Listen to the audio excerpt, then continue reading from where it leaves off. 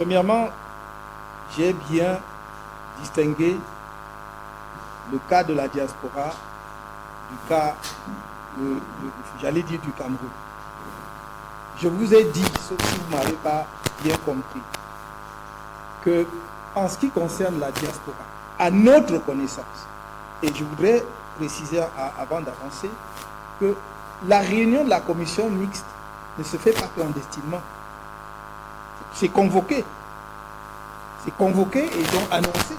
Donc, pour que les représentants des différents partis politiques, pas seulement le MRC, soient présents. Et je peux vous montrer, par exemple, pour les inscriptions récentes, les documents sur lesquels c'est signé. Vous verrez RDPC, MRC, PADEG, tout ce que vous voulez, qui ont été présents. Certains d'ailleurs ont des représentants, mais le jour où la commission se réunit, n'envoie pas leurs représentants ou bien leurs représentants ne se présentent pas. Mais nous avons toujours été présents lorsqu'on nous a convoqués à une commission mixte. Ça, c'est au plan national. Au plan, disons, en ce qui concerne la diaspora, je vous ai dit très clairement que le problème qui se pose et qui nous a amené à faire, entre autres problèmes qui nous a amené à faire ce point de presse, c'est parce que, je vous dis, vérifiez, depuis la clôture des inscriptions sur les listes électorales en août 2018, jusqu'en 2024, il n'y a pas eu d'opération d'inscription sur les listes électorales dans la diaspora. Il n'y a donc pas eu réunion des commissions. Il ne pouvait donc y avoir ni toilettage, ni refonte. Comment voulez-vous que nous soyons présents à une commission qui ne se réunit pas? Voilà d'où part le problème. Bien que les chiffres d'inscription sur les listes, des inscrits sur les listes électorales dans la diaspora soient étranges. Je vous ai dit, globalement, la diaspora camerounaise doit avoir 6 millions de personnes. Et il n'y a que 19 000, il y a moins de 20 000 inscrits, Camerounais inscrits dans toute la diaspora. Ça ne nous dit rien. Sur 6 millions, n'importe quel pays européen pourrait fournir 5 à 10 000 électeurs inscrits dans la diaspora. Mais je dis la totalité. Et ça, c'est la base des élections 2018, c'était 19 000. Et ce qui nous interpelle donc, c'est que on a soustrait encore 364 électeurs de ces 19 000, sans nous dire quand et comment. Voilà le problème. Donc, nous participons, nos représentants participent effectivement aux commissions mixtes qui sont convoquées au Cameroun. Nous avons toujours des représentants. Nous n'avons pas pu participer à quelques commissions mixtes, que ce soit dans la diaspora, tout simplement parce que ces commissions n'ont jamais été convoquées et non passées. Maintenant, vous vous demandez pourquoi j'insiste sur la diaspora et non pas sur les électeurs qui sont sur le territoire national. Je crois que j'y ai répondu partiellement. Je n'insiste pas sur la diaspora. Parce qu'à la limite, sauf si on pense que je suis distrait au point de ne pas faire la différence entre 19, mettons 20 000 électeurs et 8 millions d'électeurs au Cameroun. Donc, tout le monde c'est l'évidence même que l'essentiel, le gros des électeurs, c'est au Cameroun. Mais j'ai pris la diaspora parce qu'il y a un fait concret. Je n'invente pas les faits. Je n'aime pas inventer et raconter des histoires. Donc j'ai donné des faits, des chiffres. Dans le cadre, pour ce qui est du Cameroun, parce que vous nous demandez si nous ne devons pas effectivement plutôt être présents sur le territoire pour être sûr qu'on contrôle les élections. Mais vous pensez bien que c'est notre travail, cher M. Jean-Marie Anawa. C'est pour cela que notre parti prétend sans fanfaronnade. Nos adversaires de l'autre côté peuvent prétendre le contraire, ceux de bonne guerre, les partis politiques font cela. Mais c'est pour cela que nous prétendons être, à part quelques poches, je n'ai pas besoin de les citer ici, mais pour des raisons que l'on connaît, à part quelques poches, nous sommes le parti le mieux implanté au Cameroun. Je peux vous dire, il y a beaucoup de circonscriptions administratives où le RDPC dit qu'il est présent, c'est l'autorité administrative qui est le RDPC. Donc il faut arrêter un peu. Nous parlons de militants, nous parlons de nos militants qu'on voit, qu'on insulte à longueur de journée sur les réseaux sociaux parce qu'ils font leurs activités et rendent public. Ça leur vaut tous les noms d'oiseaux. Donc nous travaillons, cher monsieur. Et ne soyez pas étonnés. Je vous l'ai dit en 2018, j'ai dit au Cameroun en 2018, que nous avions une liste de nos représentants dans tous les bureaux de vote, sauf le nord-ouest et le sud-ouest. Et que partout ailleurs, on nous a soit jetés dehors, soit usé de la corruption, soit usé de la violence policière. C'est ce qui s'est passé. Il faut que nous cessions de nous voiler la face. La démocratie au Cameroun, le pouvoir au Cameroun, le destin du Cameroun n'appartient pas au MRC. Le MRC fait sa part, fait son travail et le fera jusqu'au bout. Et tant que le peuple camerounais nous fait confiance, et tant que nous pensons qu'avec l'aide du peuple camerounais, nous pouvons apporter un changement dans ce pays, nous nous battons jusqu'au bout. Et croyez-moi, ce combat ne se limite pas à un individu, fut-il le président du MRC, c'est un combat qui est amené à se poursuivre. Je mets quiconque au défi, sorti de la période du parti unique, de montrer un parti politique de l'opposition au Cameroun qui n'a jamais été aussi implanté que nous. Vous comprenez? Voilà. Donc, nous travaillons, croyez-moi, et chaque fois qu'il y aura convocation d'une commission de révision des listes électorales, nous serons présents parce que nous avons désigné nos représentants partout. Si, pendant la période de toilettage, je n'ai plus les dispositions légales en tête, il est prévu que les partis politiques doivent y prendre part, nous serons présents. En ce qui concerne le messager, M. Dassi, il l'a dit à propos de l'audit. Qui va faire l'audit? L'audit se fait toujours par les auditeurs. Et il ne s'agit pas pour nous même d'aller chercher des gens à l'étranger. Il y a plein d'informaticiens, parce que c'est un problème informatique. Il y a plein d'informaticiens, il y a plein de Camerounais qui ont les compétences nécessaires. Je vous signale qu'en 2012, lorsque la société allemande avait gagné le marché à 8 milliards, il y avait une offre d'un groupe d'informaticiens camerounais, d'un collectif d'informaticiens camerounais à 6 milliards et demi. Mais on avait préféré donner à la société allemande qui a été à 7 milliards et demi, presque 8 milliards. Voilà la vérité. Donc, vous pouvez aujourd'hui trouver au Cameroun des structures, des Camerounais, des informaticiens capables d'auditer le système informatique ou en tout cas la base de données et des cas.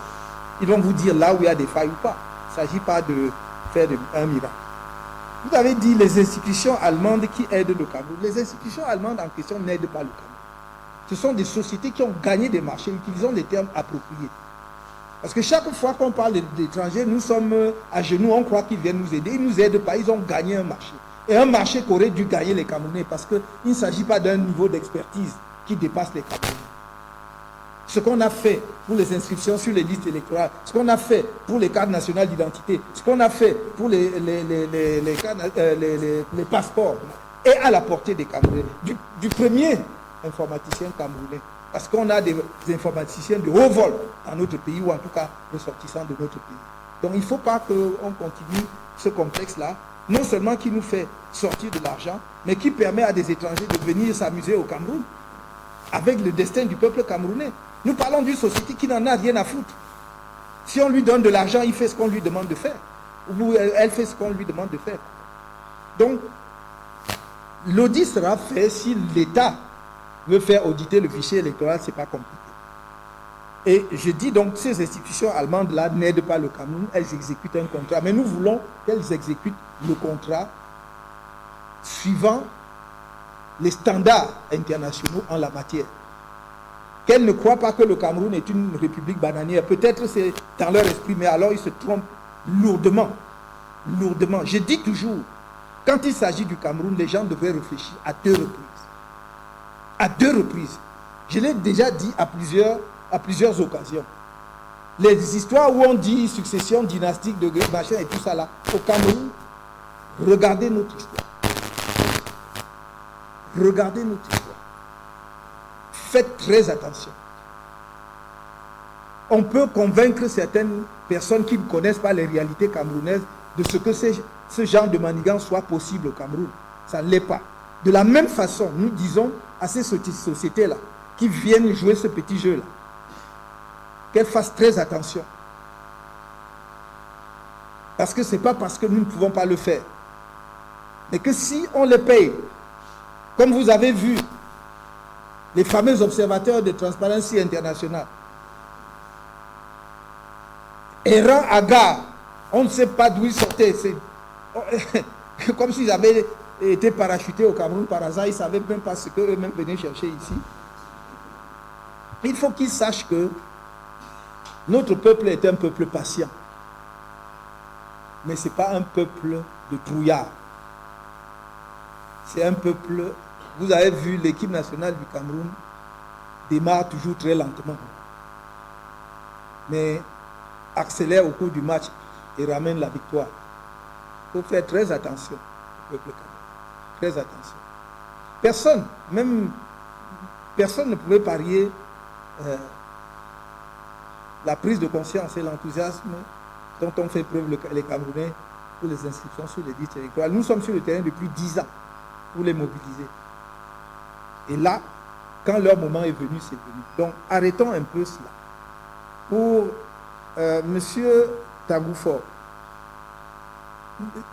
you asked me if I have some figures showing that there might be some discrepancy between figures announced by the Director General of ELECAM and those we have with us. Of course, we have our own data, but those data do not cover all the figures for the registration. Why? Because we could not just, it was just impossible. We were not the only one registering people. So you have other political parties, you have civil society and so on who contributed to registration. So we don't know what their figures are. But what we have put us in position, if we have a chance to participate to what they call toilettage, to the cleanup of the electoral list, to tell them exactly this is wrong, this is not. That's why we are expecting them to convene that commission to make the cleanup altogether, not only as ELECAM on its side, on its own side, and we with our own figures. We will be fixed and have a clear idea of the situation after the cleanup, end of December this year, because it's only after that that you are able to say what you have said now is, if we now challenge their figures, they say no, we are still waiting for the cleanup. You cannot protest because we don't have the definitive data, and this is what we are expecting. If we have a chance to take part in that commission, then we will make our own data available so that we come out with proper figures of registration in 2024. That's what we are trying to do. Merci. Je crois qu'avec ça, nous avons terminé. J'espère que nous aurons d'autres occasions de rencontres. Comme je vous l'ai dit, nous entrons progressivement dans une période où les médias seront extrêmement sollicités et nous comptons sur vous pour répondre toujours aussi aimablement à nos invitations, pour pouvoir donner également notre son de cloche sur la conduite des affaires de notre pays. En tout cas, même si ce n'est pas au courant de ce mois de septembre, avant la fin de cette année, nous aurons d'autres occasions de rencontres extrêmement importantes. Nous vous communiquerons les dates et, si possible, éventuellement, l'objet de ces rencontres qui vont être également déterminantes pour l'année cruciale de 2025 dans notre pays. Merci encore.